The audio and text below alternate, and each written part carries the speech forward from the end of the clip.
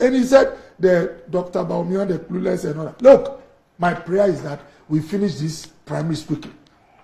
For me, Okoboy, I'll be one of the most comfortable persons in this country discussing the record of JM and VIP, Dr. Baumia. Very comfortable. Baumia was part of the team that has stabilized the availability and supply of power. Before we came under JM, accessing power was a problem. Doc, but for about 3-4 years in this country, when NDC was in power, are viewers not aware that accessing power was a problem? Talk about power stability and availability. No, it was a problem. No, I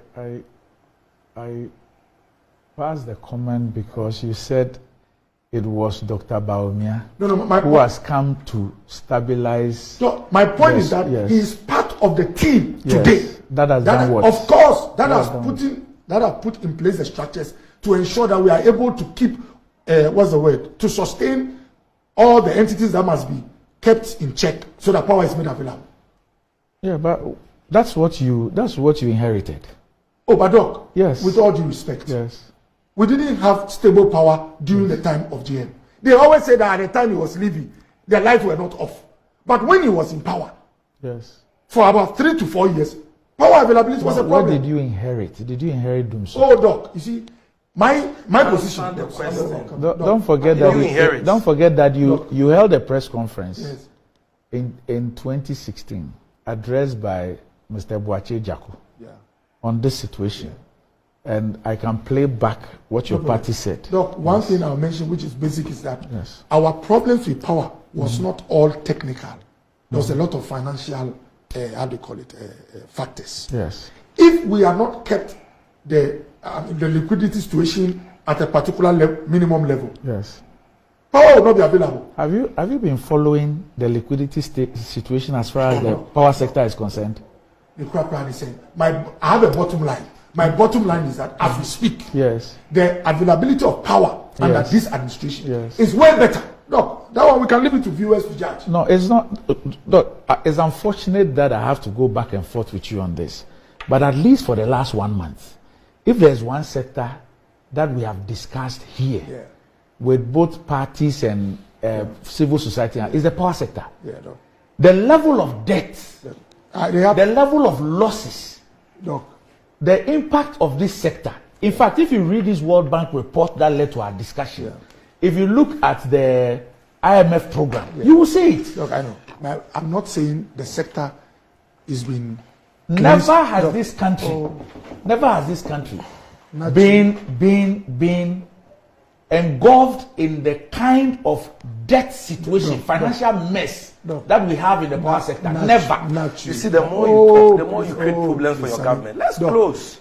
There are bottom lines. Making things worse for yourself. What I am happy about is that for factories, for most small businesses, the level of availability of power today is way better than what we saw at the GM. You see, at what cost? You see, Doc, you see, and I am very worried about these positions. You know why I'm worried?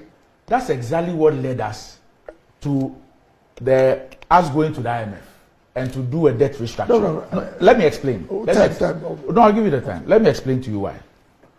Anytime we kept making the point, despite everything, and I know it's one of your favorite lines, we are still paying this. We are still doing this. We are still doing that. What we never averted our minds to was that in saying we are still doing this, we are still keeping the lights on. At what cost? Yes. So all the things that we said we kept doing, we are still spending this on 3SHS. We are still paying teacher training. We are still doing this. We are still doing that. The effect of we are still doing is what led us to the IMF. Exactly. Yeah. So same thing I'm telling you. When we keep saying that we're keeping the lights on, we're keeping the lights on.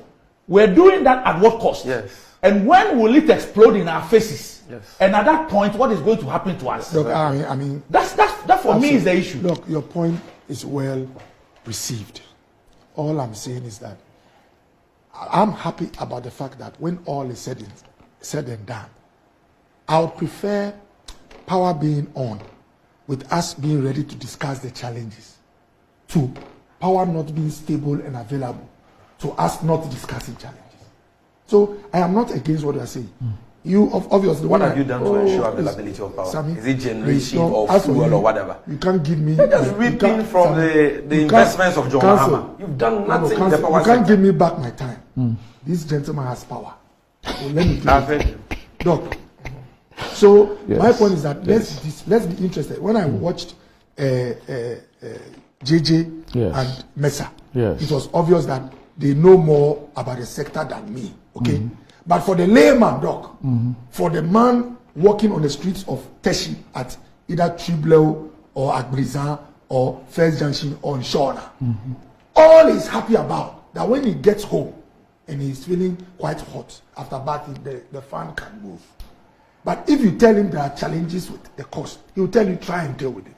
That's my position. So it's the same thing. This same thing was what you kept telling them. Yeah. That despite all the challenges, you are still getting this. Yeah. We are still paying this. We are still paying that. Only for them to now realize that even they pensioners, you have driven them to a situation where even the money they rely on for their medication, they can't get. You are driven. No, I'm just telling you that. Oh, please. No, speak Doc. I'm just saying that. I've already. I'm just saying that. You see, I'm just saying that if you have a situation where we are not prepared to look at the repercussions of the actions of government and to just say that once something is happening, irrespective of the cost of that thing happening, and irrespective of the fact that when it blows up in a not too distant future, it will erode everything that we were supposed to have gained from it and make us worse off. Like we are suffering today. If you were a pensioner, bondholder, you will not appreciate all those things that happened to you 3, 4, 5 years ago because of the excruciating circumstances you find yourself in today. Look, let me tell you something. If you had bought even cocoa bills in February this year, and you were expecting maturity in August at 32.something%, and you have now been told that come and exchange it, and you only get 5% this year, and we'll finish paying you what you earn in August by whatever, because of this same situation.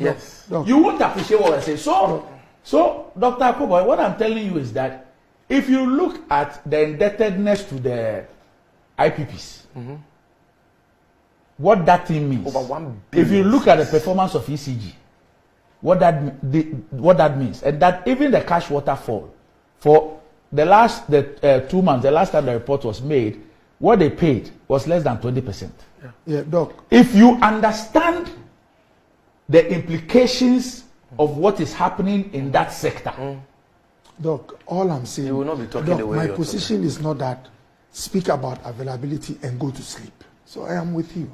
But I want to make a point that the low availability or unstable availability of power had serious impact on industry.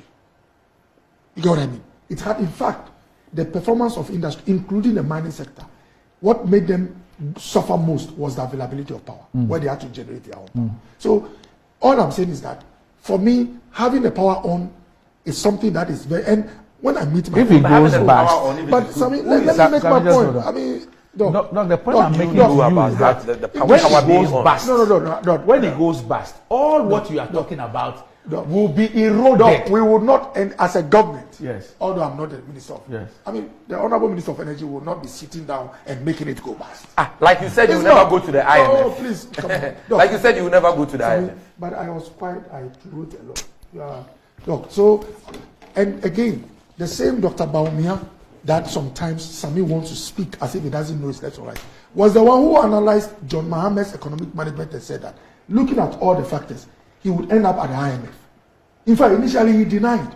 And did he analyze his own economic performance? Mahama told Bamena he wouldn't go. Bamena said, I've looked at all your figures. It's the safest place you arrive. And he was there.